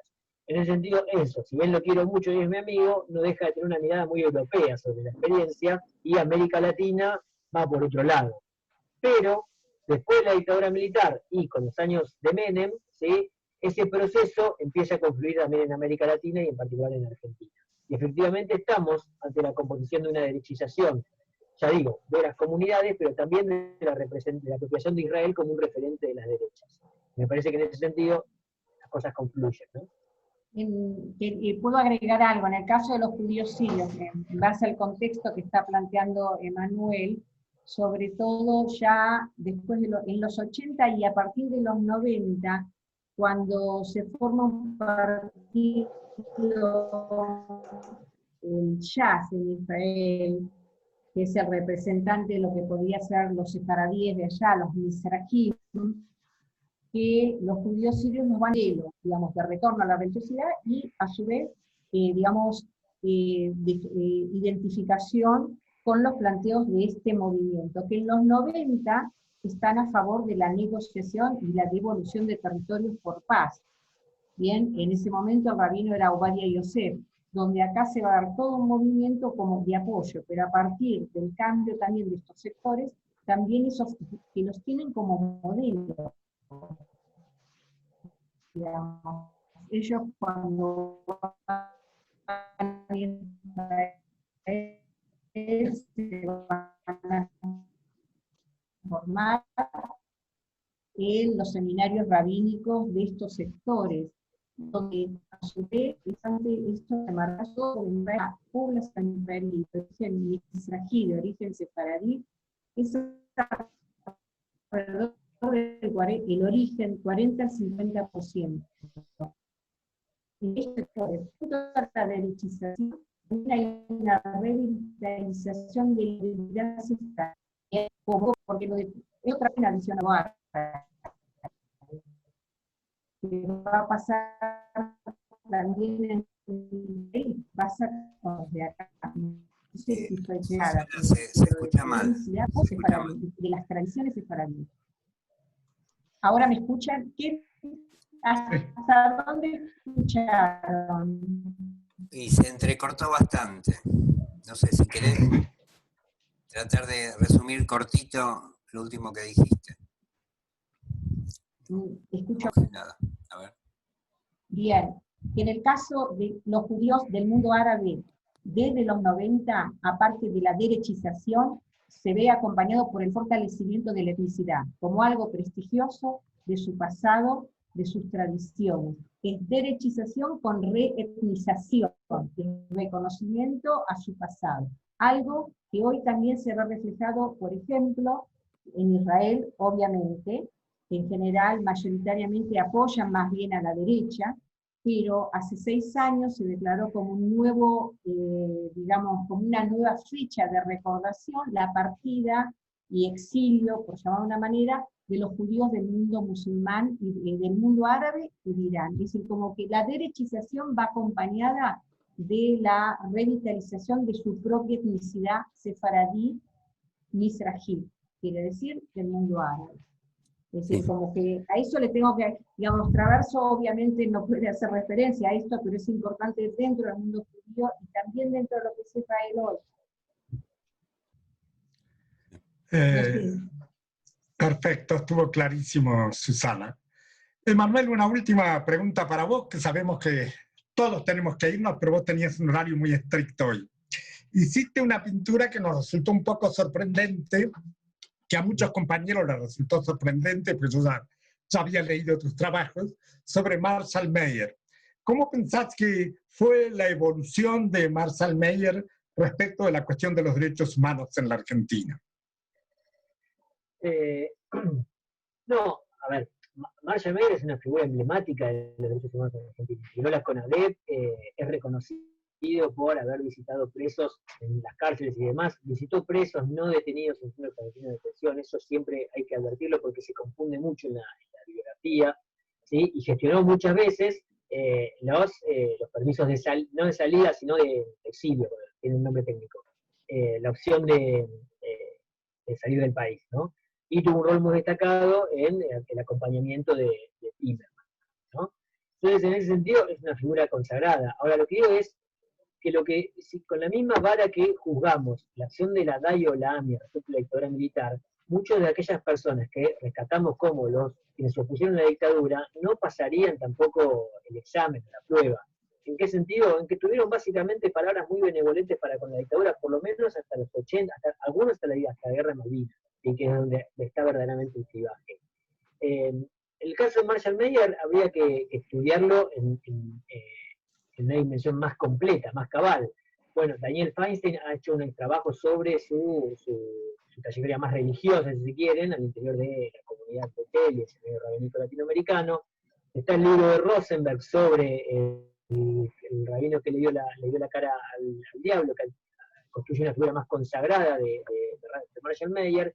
Y yo quizás que tengo como una trayectoria más académica, que entiendo que si no tengo documentos prefiero no hablar, ¿sí? Cuando miro los documentos de la comunidad judía, lo que encuentro es que hay matices, ¿sí? Hay algunas posiciones de Marshall Mayer que no son tempranas, ¿sí? Y que de alguna manera reivindican aquello de lo que acusamos a Ernesto Sábato, ¿no? Que es la teoría de los demonios. Una mirada acerca muy condenatoria de la violencia de las izquierdas y la violencia de las derechas en los años 70.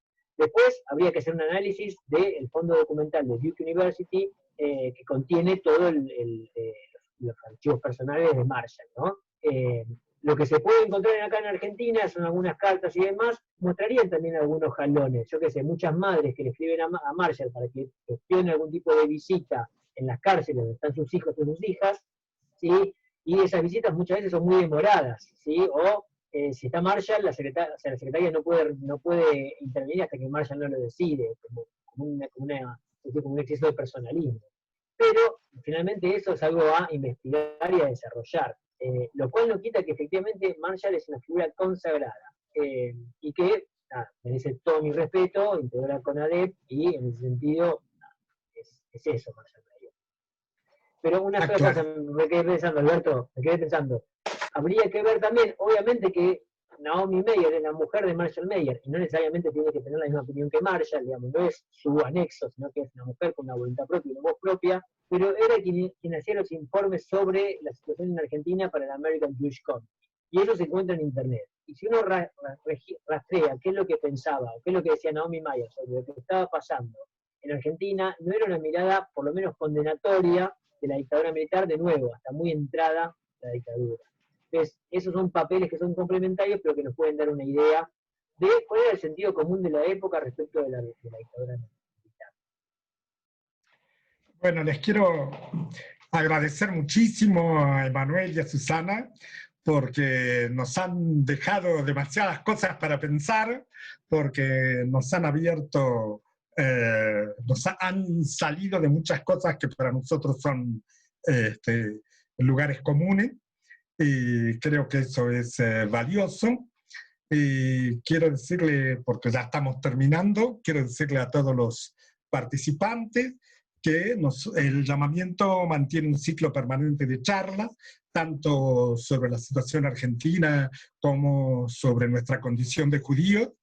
Esta forma parte de este último núcleo de interés nuestro, y la próxima sobre esta misma temática va a ser el 25 de noviembre, dentro de 2 semanas, sobre las memorias del Holocausto y el terrorismo de Estado en la Argentina de los 90, y ahí vamos a poder escuchar y conversar con Wanda Wechsler, del mismo grupo de investigación que Manuel y Susana.